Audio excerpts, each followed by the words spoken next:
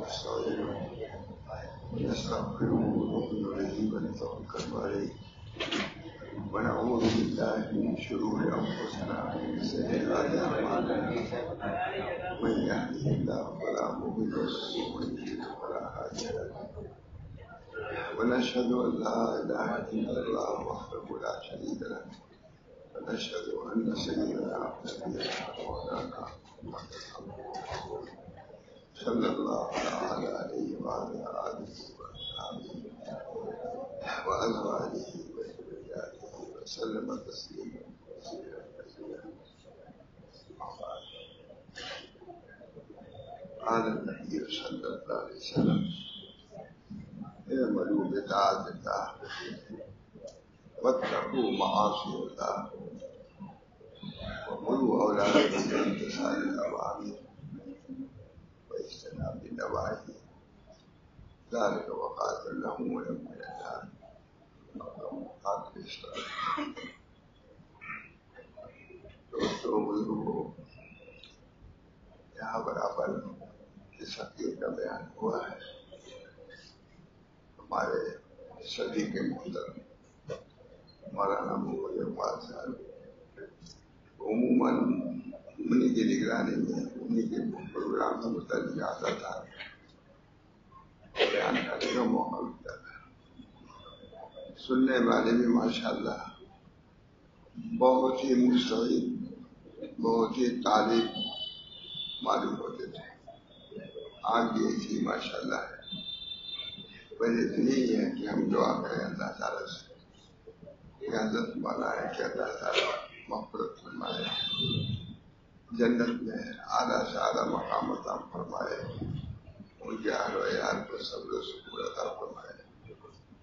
اس وقت جس حدیث کی تلاوت میں نے کی ہے نہایت جامع حدیث ہے.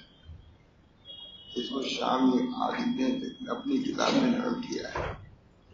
حدیث کے الفاظ یہ ہیں: اعملوا بطاعة الله واتقوا معاصي الله ومروا أولادكم بامتثال الأوامر واجتناب النواهي ذلك وقاتل لهم ولكم من النار أو كما قال عليه الصلاة والسلام. ترجمہ اس کا یہ ہے کہ اللہ کے طاعت پر عمل کرتے جاؤ. نبی اکرم صلی اللہ علیہ وسلم نصیحتی کرنے کے لیے تشریف لائے تھے، تذکیر کے لیے تشریف لائے تھے، یاد دہانی کے لیے. چنانچہ خود اللہ تعالیٰ ارشاد فرماتے ہیں وَذَكِّرْ فَإِنَّ الذِّكْرَ تَنفَعُ الْمُؤْمِنِينَ. آپ تذکیر کیا کیجیے، آپ یاد دہانی کا کام اپنا جاری رکھیے. دشمن کچھ کہیں، مخالفت کتنی ہو، آپ کا جو فریضہ واجبی ہے اس کو بجا لاتے رہیں. آپ ادھر ادھر نہ دیکھیے، آپ اپنے کام کو سامنے رکھیے تو آگے بڑھتے چلے جائیں. کیا فرماتے ہیں وَذَكِّرْ فَإِنَّ الذِّكْرَ تَنفَعُ الْمُؤْمِنِينَ. اتنی عمدہ بات ہے. نبی کو خطاب ہو رہا ہے اللہ رب العالمین کا. یہ ہے تذکیر، یہ ہے ترغیب، یہ ہے تعلیم، یہ ہے تربیت. یہ انداز ہے وَذَكِّرْ فَإِنَّ الذِّكْرَ تَنفَعُ الْمُؤْمِنِينَ. آپ تذکیر کیا کیجیے، مومنین کو اس تذکیر کا نفع ہوگا. دشمن اگر آپ کی بات نہیں مانتے ان کی کیا پرواہ ہے. احباب جو حاضرن بالا سے حاجتن. جب دوست آپ کے موجود ان کو سنائیے. دشمنوں کے پیچھے پڑنے کی کیا ضرورت ہے. آپ اپنا کام کرتے رہیے. اور جو نبوت کے آغاز میں سے جو چیز سب سے بڑی چیز ہے تذکیر، اس کو بجا لائیے. وَذَكِّرْ، آپ تذکیر کیجیے. مومنین کو تذکیر کا نفع ہوگا. صبر سمجھتے ہیں. علامہ شعرانی لکھتے ہیں کہ اس میں بہت بڑی چیز ایک آزمائش کی ہم لوگوں کے لیے. قرآن یہ کہتا ہے کہ تذکیر کا نفع مومنین کو ضرور ہوگا، وعظ و نصیحت کا فائدہ ضرور ہوگا. تو اپنے کو دیکھنا چاہیے آدمی کو کہ تذکیر کا آواز کا نفع ہو رہا ہے نہیں. اگر ہو رہا ہے تو سمجھو کہ ایمان تمہارے اندر موجود ہے. اگر نہیں ہو رہا ہے تو سمجھو کہ یا تو ایمان بالکل ضعیف ہے یا بالکل ایمان نہیں ہے. اس بنا پر بہت بڑا یہ معیار ہے اپنے ایمان کی جانچنے کا. اللہ فرما رہا ہے وَذَكِّرْ فَإِنَّ الذِّكْرَىٰ تَنفَعُ الْمُؤْمِنِينَ. مومنین کو تذکیر کا نفع ہوگا. سراپر اللہ فرما رہا ہے. معلوم ہوا کہ تذکیر کا نفع ہر مومن کو ہونا چاہیے. اس کو دیکھنا چاہیے کہ ہم کو تذکیر کا نفع ہو رہا ہے یا نہیں ہے. اگر نہیں ہو رہا ہے تو ڈرنا چاہیے, اللہ سے دعا کرتے رہنا چاہیے. اللہ تعالیٰ ہم کو ایمان کی دولت سے نوازے تاکہ نبی کی یا نبی کے نائب کے تذکیر کا اثر ہو. اسی بنا پر نبی اکرم صلی اللہ علیہ وسلم نے دعا فرمائی اللہم آتنی ایمانا لا یرتد ویقینا لیس بعدہ کفر ورحمتا انال بہا شرف کرامت فی الدنیا والآخرہ. اے اللہ ہم ایسا ایمان چاہتے ہیں بھئی ارتداد نہ ہو. نبی کو ارتداد کا کیا, لیکن امت کو تعلیم دیا کہ اپنے ایمان سے بھی مطمئن نہ رہو, اس کی قدر کرو. قدر نہ ہو کرو گے تو ایمان ڈوب سکتا ہے تم سے, قلب سے نکل سکتا ہے. اس بنا پر نبی اکرم صلی اللہ علیہ وسلم نے دعا فرمائی اللہم آتنی ایمانا لا یرتد ویقینا لیس بعدہ کفر ورحمتا انال بہا شرف کرامت فی الدنیا والآخرہ. اے اللہ ایمان ایسا طلب کر رہے ہیں کہ کوئی ارتداد نہ ہو. نبی دعا یہ کر رہا ہے. نبی اپنے ایمان سے کتنا ڈر رہا ہے, جبکہ احتمال بھی نہیں کہ نبی کا ایمان نکل جائے گا. جب نبی ڈر رہا ہے ہمارا تو نبی کے متبعین کو اس راستے کو ترک کرنا چاہیے. ہمیشہ ڈرتے رہنا چاہیے, اللہ سے دعا کرنا چاہیے کہ اللہ ہم کو ہدایت پر رکھے. ہدایت کا معاملہ بہت ہے.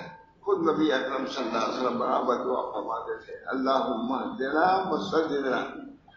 اللہ ہم پہ ہدایت یہ درستگی پر رکھیے. اس بنا پر اپنے ایمان سے بھی بے فکر نہیں رہنا چاہیے. چنانچہ اکثر سنا جاتا ہے اتنے لوگ مرتد ہو گئے, اتنے لوگ شکیلی ہو گئے, اتنے قادیانی ہو گئے, اتنے لوگ شیعی ہو گئے. بول آتا ہے یہ اعتدادی تو ہے, اب بھی اس زمانے میں ہو رہا ہے. اس بنا پر اللہ سے ایمان کی دعا مانگنا چاہیے. اللہم آتنی ایمانا لا یرتد. ایسا ایمان چاہتے ہیں بھی ارتداد نہ ہو. تو تذکیر کا نفع یہ ہونا چاہیے جب نبی تذکیر کرے, کوئی اس کا نائب تذکیر کرے, اس کرسی پر بیٹھ کے کرے. جو در حقیقت یہ کرسی نبی اکرم صلی اللہ علیہ وسلم کی کرسی ہے. جو آدمی کرسی پر بیٹھتا ہے وہ نیابتاً و وراثتاً بیٹھتا ہے, اصالتاً نہیں بیٹھتا. اس بنا پر ہر وارث کو وہی کرنا چاہیے جو مورث کا پیغام. نبی نے جو کہا کیا وہی کرنا چاہیے. شاہ ولی اللہ صاحب کہتے ہیں ہر کی بجائے نشست و مردمہ بغیر متوجہ شدن ورحمہ بارکت کے انبیاء علیہ السلام کا تن. جو شخص کسی کرسی پر بیٹھا آواز کی, شیخوخت کی, تعلیم کی, تربیت کی, اس کو وہی کرنا چاہیے کہ نبی صلی اللہ علیہ وسلم نے کیا ہے. کیونکہ یہ کرسی اس کی نہیں ہے, نبی کی ہے. اس وجہ سے ایک کرسی پہ بیٹھ کے نبی کی ترجمانی ہونی چاہیے, اپنے نفس کی ترجمانی نہیں ہونی چاہیے. جو آپ کی جی میں آئے وہ کہنے نہیں. دیکھو کہ اللہ کے رسول نے کیا کہا ہے. ہر کی بجائے نشست وہ مردمہ بغیر متوجہ شدن اور رحمہ بارکت کے انبیاء علیہ السلام کا تن. جو شخص کسی چیز کو بیٹھا اور لوگ اس کی طرف متوجہ ہوئے اس کو وہی کرنا چاہیے جو انبیاء نے کیا ہے. کیونکہ ہم مستقل نہیں ہیں, ہم تابع ہیں, ہم وارث ہیں, ہم نائب ہیں. اس بنا پر تو اس کا بھی بہت زیادہ لحاظ ہونا چاہیے کہ جو جی میں آئے کہہ دیا, جو زبان پہ چاہے کہہ دیا.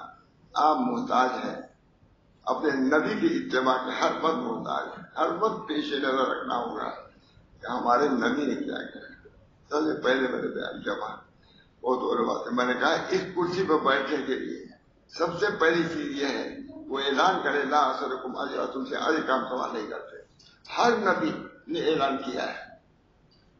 کوئی نبی ایسا نہیں قرآن میں موجود ہے, کوئی نبی ایسا نہیں ہے جسے اس کا اعلان نہ کیا ہے کہ ہم تم سے سوال اجر کا نہیں کرتے. تمخیصاً للنصیحۃ وإزاحۃ للتہمۃ, اپنے نصیحت کو خارج کرنے کے لیے اور تہمت سے براءت کے لیے. اللہ ہم سب کو توفیق دے. میرے دوست جو بہت کمیاں ہیں, جو ہم لوگوں سے کمیاں ہو رہی ہیں, جس کے آثار بد ظاہر ہو رہے ہیں, ہم مستقل نہیں ہیں. نبی کے ہم تابع ہیں، نبی کے ہم متبع ہیں، اس بنا پر وہی کہنا چاہیے جو نبی نے کہا ہے اور نبی نے جو طریقہ اختیار کیا ہے۔ اخلاص یہ بنیادی چیز ہے۔ اس بنا پر نبی صلی اللہ علیہ وسلم نے بھی طرح طرح سے امت کو تعلیم دی ہے، سمجھایا ہے کہ صحیح راستے پر رہو، صحیح راستے پر اسی صورت میں رہ سکتے ہو جبکہ ہماری نصیحتوں کو مانو گے۔ اگر باپ تعالیٰ کی نصیحت نہ ہو، کوئی اور نصیحت ہے، اگر نبی کے تعلیم کے وہ مزاحم ہے، قابل اعتبار نہیں ہے۔ نبی کی تعلیم ہی اصل تعلیم ہے، اسی کو ہم کو لینا ہے، اسی کو ہم کو چلنا ہے۔ اللہ تعالیٰ ہم سب کو توفیق دے۔ جو حدیث کی میں نے تلاوت کی ہے اس میں 4 نصیحتیں فرمائی ہیں نبی اکرم صلی اللہ علیہ وسلم نے۔ اعملوا بطاعت اللہ، پہلی بات یہ ہے اللہ کی طاعت پر عمل کرو۔ اس میں صرف عبادت نہیں بلکہ اللہ کی طاعت میں معاملات کی صفائی بھی ہے، معاشرت کی درستگی بھی ہے، اخلاق کو بنانا بھی ہے۔ یہ سب اعملوا بطاعت اللہ میں داخل ہے۔ اعملوا بطاعت اللہ میں صرف نماز نہیں بلکہ اخلاق بھی نبوی رکھو، معاملات بھی شرعی رکھو، اور جتنے شعبے ہیں دین کے وہ سب عمل کریں گے تب طاعت اللہ پر عمل ہوگا۔ اعملوا بطاعت اللہ جامع جملہ ہے کہ شامی عالم نے لکھا، وہ عام طور سے حدیث مشہور بھی نہیں۔ اور اعملوا بطاعت اللہ، اللہ کے طاعت پر عمل کرو۔ طاعت میں تمام وہ چیزیں جو شرعی ہیں، شریعت سے جو ثابت ہے وہ سب پر عمل کرنا ہے۔ اللہ ہم سب کو اس کی توفیق دے۔ بڑی کمیاں ہیں، کوئی نماز روزے کی ہے پابندی، اخلاق کی پابندی نہیں، اخلاق کی کچھ ہے، معاملات کی پابندی نہیں۔ ایسے لوگوں سے بد معاملگی کا صدور ہو رہا ہے کہ تعجب ہوتا ہے، بدخلقی کا صدور ہو رہا ہے، بد معاملگی کا صدور ہو رہا ہے۔ ہم آپ سب محتاج ہیں کہ اپنے نبی کی اصلاح کریں۔ ان کنتم تحبون اللہ فاتبعونی یحببکم اللہ۔ اگر اللہ تعالیٰ بہت مشہور ہے، ان کنتم تحبون اللہ، کہیے قل، آپ کہیے کہ اگر اللہ سے محبت کرتے ہو تو میری اتباع کرو۔ فاتبعونی فی السنن الظاہرہ والباطنہ۔ ہمارے مولانا محمد احمد رہے تھے لیکن وہ پڑھاتے تھے اور کسی نہیں سنا ہم نے۔ فاتبعونی فی السنن الظاہرہ والباطنہ، ظاہری سنت میں بھی اتباع کرو اور باطنی سنت میں اتباع کرو۔ باطنی سنت یہ کہ آپ توکل رکھتے تھے، باطنی سنت یہ کہ آپ تواضع رکھتے تھے، باطنی سنت یہ کہ آپ نرمی کرتے تھے، باطنی سنت یہ ہے کہ لوگوں کی خیرخواہی کرتے تھے۔ یہ تمام سنتیں ہیں۔ فاتبعونی فی السنن الظاہرہ والباطنہ، باطنی سنت کی بھی اتباع کرو، تب کمال پاؤ گے، تب اللہ کی محبت ملے گی۔ ان کنتم تحبون اللہ فاتبعونی، محبت کا ثبوت اس صورت میں ہوگا جب نبی کی اتباع کرو، ظاہری سنتوں میں بھی اور باطنی سنتوں میں۔ مسجد میں آئے دایاں پر رکھا یہ ظاہری سنت ہے، جانے لگے باہر پر رکھا یہ ظاہری سنت ہے، اور یہاں آ کر کے اللہ کی طرف رجوع ہوئے، اللہ کی طرف توجہ کیا، اللہ کی نسبت حاصل کیا، اللہ سے ڈر گئے، یہ باطنی سنت ہے۔ اگر یہاں بھی آ کے لہو لہی میں رہیں تو باطنی سنت جو حضور اکرم صلی اللہ علیہ وسلم سے اس کو فوت کیا آپ نے۔ ان کنتم تحبون اللہ فاتبعونی فی السنن الظاہرہ والباطنہ، ظاہری سنتیں اور باطنی تمام۔ وذروا ظاہر الاسم و باطنہ، خود اللہ فرما رہا ہے وذروا ظاہر الاسم و باطنہ، ظاہری گناہ کو بھی چھوڑو اور باطنی گناہ کو بھی چھوڑ دو۔ آگے کہ نہیں، ظاہری اور باطنی، مجھے سنت بھی ایک ظاہری ہے اور ایک باطنی ہے۔ جب گناہ ظاہری اور باطنی ہے تو سنت بھی ظاہری اور باطنی ہے۔ ظاہری سنت وہ ہے جو ہم کر رہے ہیں، الحمدللہ وہ ہے، لیکن ایک دل میں خیر نہ ہو۔ فرمایا رسول اللہ صلی اللہ علیہ وسلم نے حضرت انس کو خطاب کیا، بنیہ اے لڑکے، اگر صبح کرو تم اس حال میں کہ کسی کی طرف سے کینہ نہ ہو تو کرو ایسا، یہ باطنی سنت ہے۔ کینہ دل کا ایک عمل ہے۔ کہا میری سنت پر تم تو عمل کر رہے ہو لیکن یہ بھی سنو، اگر تم صبح کرو اس حال میں کہ کسی کی طرف سے کینہ تم کو نہ ہو تو کرو ایسا، اگر تم شام کر سکتے ہو ایسے کہ کسی کی طرف سے کینہ تو کرو، آدھی سنت یہ میری سنت ہے۔ یہ سب باطنی ہے، دل میں کینہ رکھنا یا صفائی رکھنا یہ باطنی سنت ہے۔ تو جس طرح ظاہری سنتیں ہیں باطنی سنت، فرمایا نبی اکرم صلی اللہ علیہ وسلم نے آدھی سنت یہ میری سنت ہے، حضور نے خود تشریف فرما دی، کسی عالم مفسر نے نہیں کہا، خود حضور فرما رہے ہیں یہ میری سنت ہے، پینا کا نہ رکھنا یہ سنت میری ہے۔ معلوم ہے اس سنت پر عمل کرنے، خود حضور اقدس صلی اللہ علیہ وسلم فرمایا سنت ہے، اس سنت پر عمل کرنا ضروری ہے، اور جو میری سنت پر عمل کرے گا وہ میرے ساتھ رہے گا، جنت میں آئے گا، جسے موجود ہے۔ یہ باطنی سنت میں یہ مرتب فرمایا ہے کہ جو میری سنت پر عمل کرے گا وہ میرے ساتھ جنت میں جائے گا۔ معلومات کی اتنی اہمیت ہے۔ دل کو درست کرنا، زبان کو درست کرنا جیسے ضروری، اس سے کہیں زیادہ میں دوستوں دل کا درست کرنا ضروری۔ التقویٰ ہاؤنا، آپ نے رمضان گزارا ہے، اس کی غرض ہی تقویٰ کا حصول ہے، تقوی کا حصول۔ رمضان کا روزہ رکھا دھوپ میں لو میں، اس کا مقصد ہی تقوی کا حصول ہے۔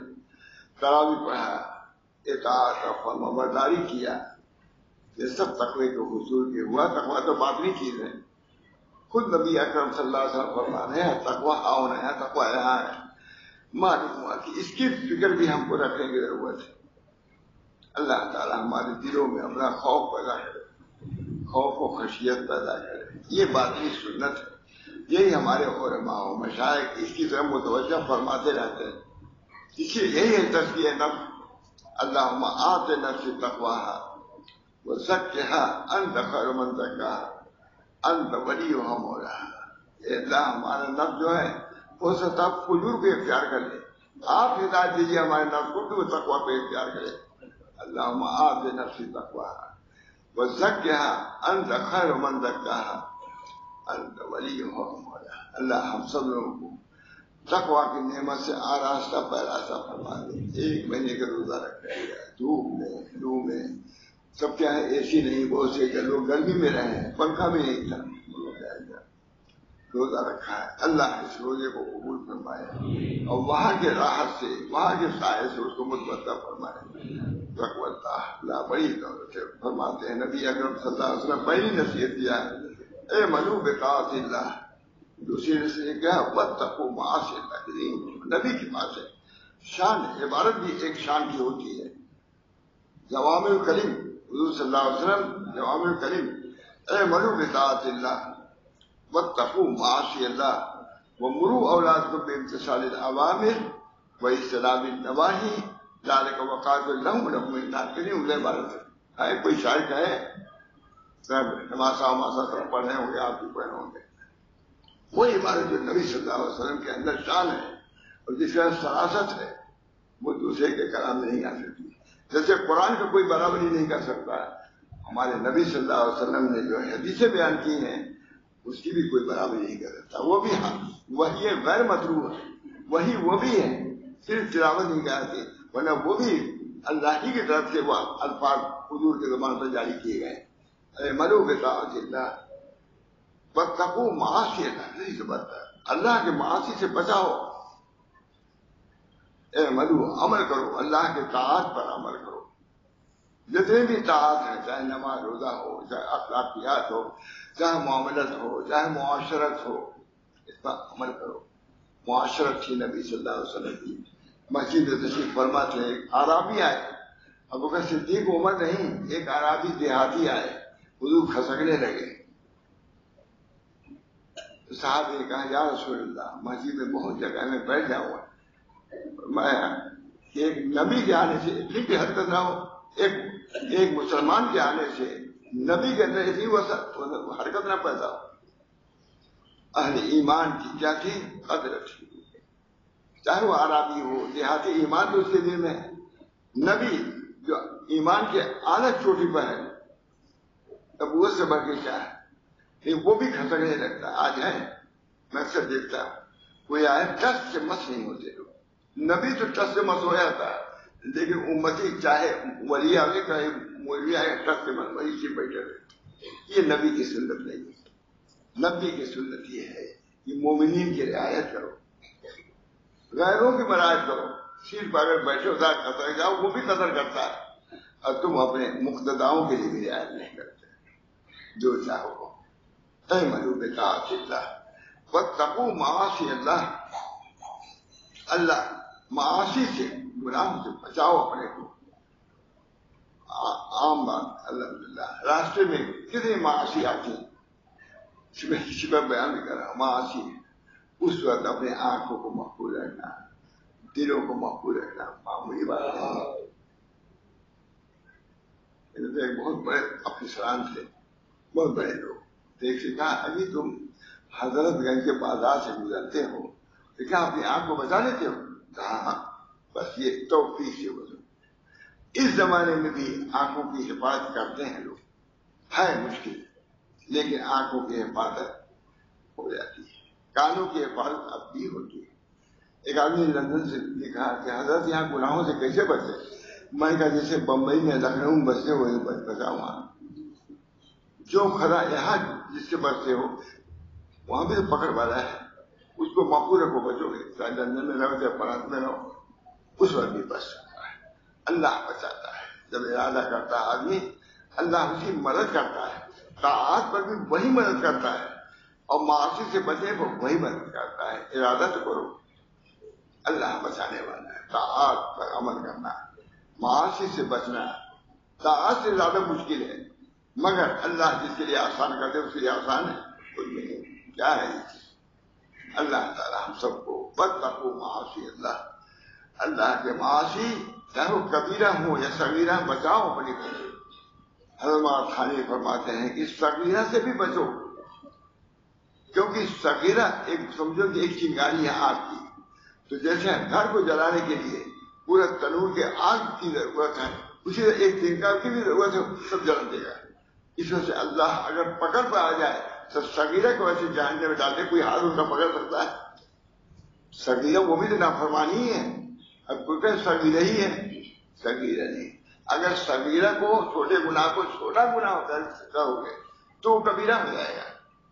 اس طرح کو نبی اکرم صلی اللہ علیہ وسلم کی ہدایت ہے, کوئی مشکل نہیں مجھا, سب آسان ہے.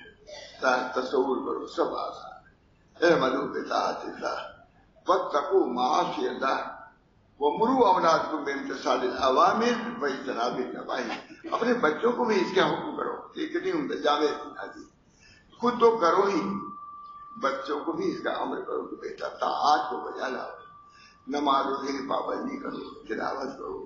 ایسا یہ نہیں کہ ہمیں لگائی رہنا ضروری نہیں, اور معاصی سے اپنے بچوں کو بچاؤ.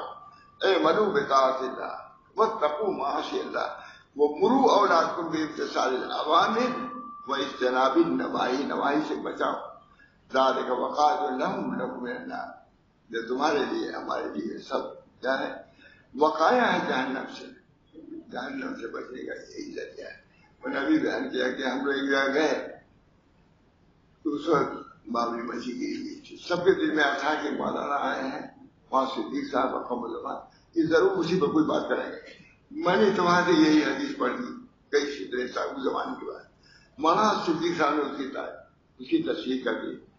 بہت جو لوگ غیر تھے انہوں نے کہا کہ بھائی مولانا وغیرہ سے ایسی تقریر کی کہ ہم لوگ کو اپنے گھروں میں داخل کریں تاکہ امن سکون سے ہم لوگ رہتے ہیں. ہمارے لڑکے سب نافرمان ہو رہے ہیں. غیروں نے ایک بات کہی. یہ حدیثیں, یہ تعلیمات سب کے لیے ہے. دوستو جو کرے گا دنیا میں جو بھی کرے گا امن سے ہوگا, اور نہیں کرے گا تو حرم میں رہنے کے بھی گرما ہو جائے گا. اس بنا پر ان تعلیمات کو پیش نظر رکھنے کی ضرورت ہے. اللہ ہم سب کو اعملوا بطاعت اللہ واتقوا معاصی اللہ وامروا اولادکم بامتثال الاوامر, عوامر کے امتثال کا حکم کرو اپنے لڑکوں کو. حکم کرنے کا حکم ہے باپ کو. اولادکم بامتثال الاوامر واجتناب النواہی, نواہی سے بچنے کا حکم کرو. یہ جہنم سے بچنے کا یہی ذریعہ ہے. آگ سے بچنے کے لیے دھوپ سے کیا کھایا جاتا ہے. پہلے پنکھا آیا, پھر بعد کولر آیا, اب اس کو اے سی سے کم نہیں ہے. جب کہ اے سی نہ لگ جائے کیونکہ گرمی جاتی نہیں. ہم لوگ کے جانے پنکھا ہوتا ہے. پنکھا بھی نہیں تھا حضرت کے زمانے میں. حضرت کے زمانے میں ہم لوگ پنکھا جلتے رہتے تھے. حضرت کو باری لگتی تھی کہ حضرت ماشاء اللہ صاحب کے پنکھا نہیں تھا, وہ پنکھا آ گیا. یہ ہوا کہ کولر گرمی لگتی ہے بھائی, تو گھر میں کام کو بڑی تکلیف ہو. میں نے کہا ہم تو نہیں لگوا گے, کولر ہو رہا ہے. لگ گیا کولر بھی. اب تو لوگوں نے اے سی لگوا دیا ہے.